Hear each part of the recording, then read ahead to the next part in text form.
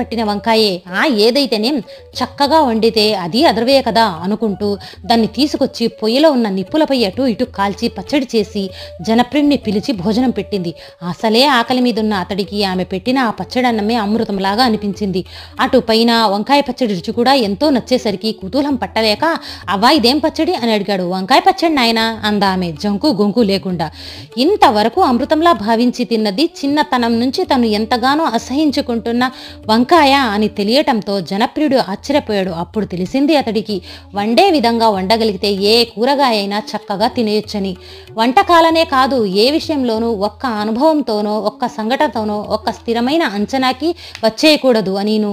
ఆ వెంటనే తన మెడలోని మేలి ముత్యాల హారాన్ని తీసి అవకి బహుమానంగా ఇచ్చి తిరిగి రాజ్యానికి వచ్చేశాడు. విశేషం ఏంటంటే ఈసారి అతడితో పాటు వంకాయ కూడా అంతఃపురంలో ప్రవేశించేసింది.